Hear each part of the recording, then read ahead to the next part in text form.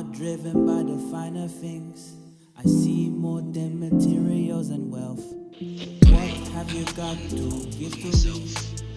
What I don't already give myself. You are driven by the Of Illuminated disclaimer.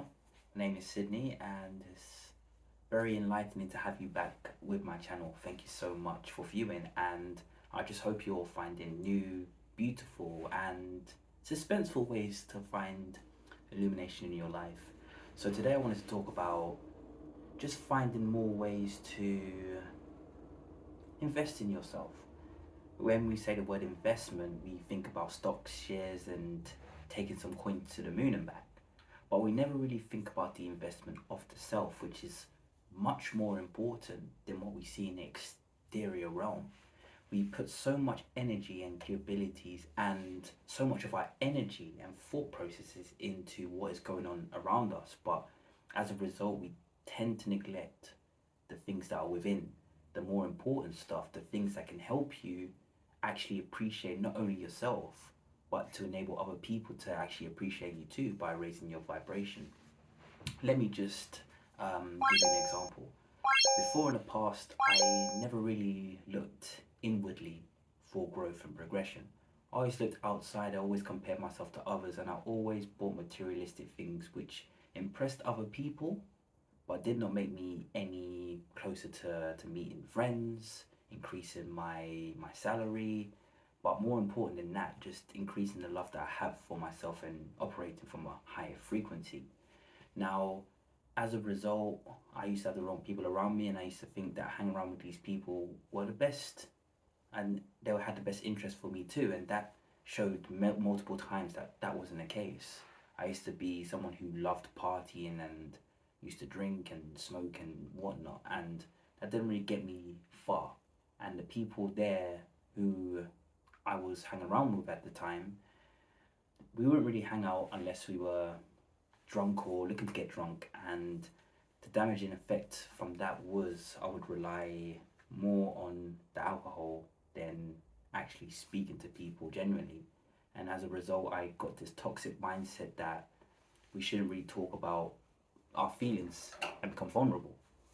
And I've learned now that that is not the way that I should be living my life. And I realized that spending more time with myself made me kind of realize that I need to take stock on how to improve my life in general. And that's from how I viewed my life and how I wanted to portray myself to the world. I wanted to be someone who helped the world become a better place. I always wanted this. I always wanted to be someone who wasn't mediocre in the sense that I was not someone who would just walk around like a non-playable character, just being in the shadow of someone else. I knew that I was a leader in my own right, but I was not claiming that responsibility for myself. And I realized that I had to do a lot of investment in myself, self-investment, to see who I truly was as a person. Now, the way I did it is this. If you're looking to invest more in yourself, I'll say watch the next few minutes and see if it resonates with you, and also try some of the things that I have tried too. The first thing I realized was I had to have a clear idea of who I wanted to be. Now, I listened to some videos when it came to astral projection, and I used that to kind of align myself to different timelines. Now, we all have different timelines. For example, if you went to a different school when you were 10, you'll be a different person now. And if you do some astral projection or even do some simple exercises, which I will talk about in later episodes, then you could find a way to see how you were in a previous lifetime, or you can see how you are in an alternate timeline. So you can therefore start going towards your desired timeline. I've done a similar video like this where I talk about your desired timeline. Please give it a watch. You can find it very beneficial. And from there, I realized that I wanted to be someone who was more confident.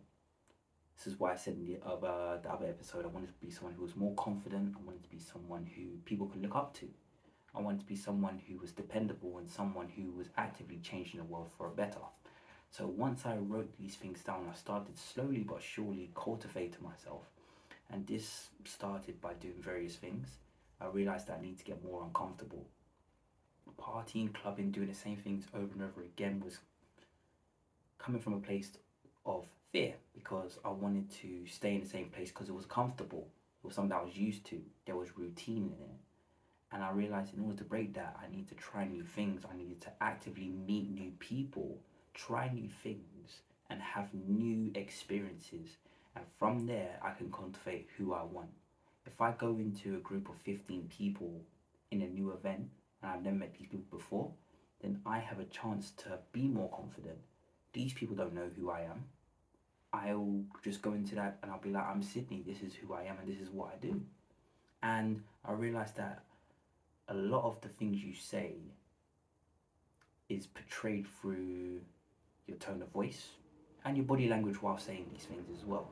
So I realized that if I put my chest out, my shoulders back, my neck up, wear clothes that make me, you know, undistinguishable and unique, and actually speak to people with conviction, you know, when I talk to them, use my hands, maintain eye contact, I realized that after a while of practicing this psychology within myself and investing in myself, people start to gravitate towards me.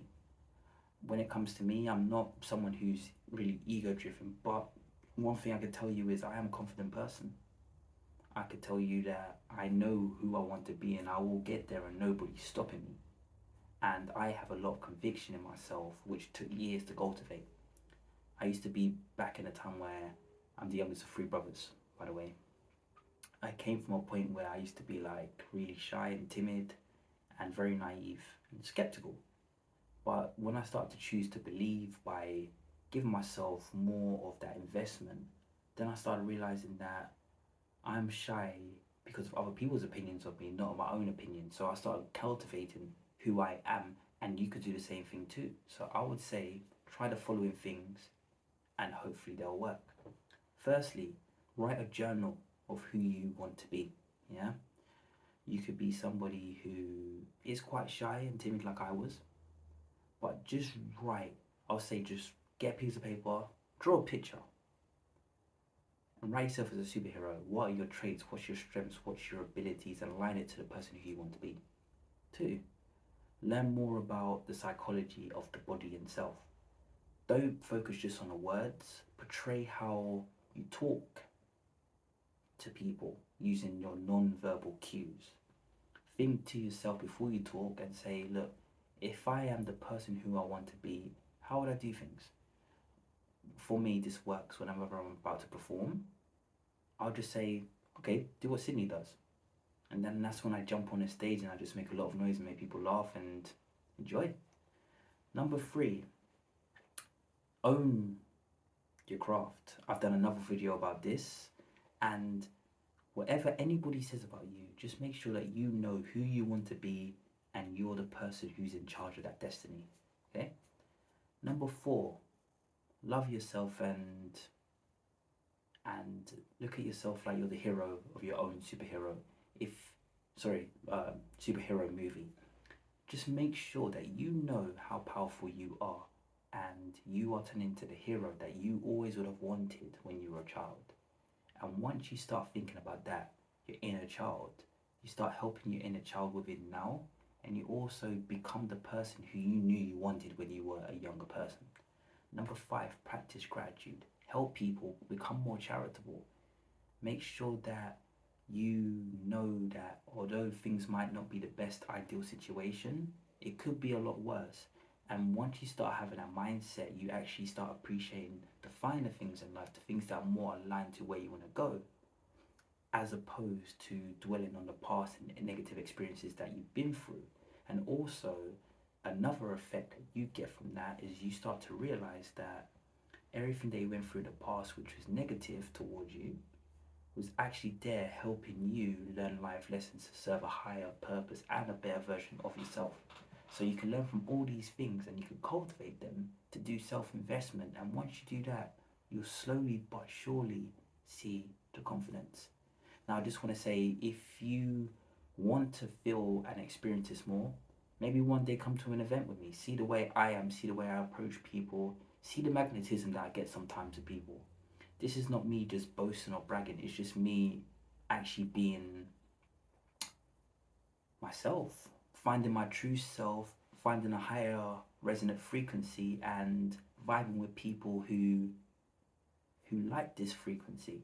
When you start to work on yourself, you literally glow, and I don't mean that from a 3D point of view, from higher dimensions. People could sense me coming into a room, and if I do see you in the future, we can have a long discussion about it. I'm all ears and I'm all open arms too. But this has been a brand new episode of Illuminated Disclaimer. I have been Sydney. You have been an amazing audience, and I hope you have new, beautiful, and amazing ways to find illumination in your life. Take care now. Thanks again.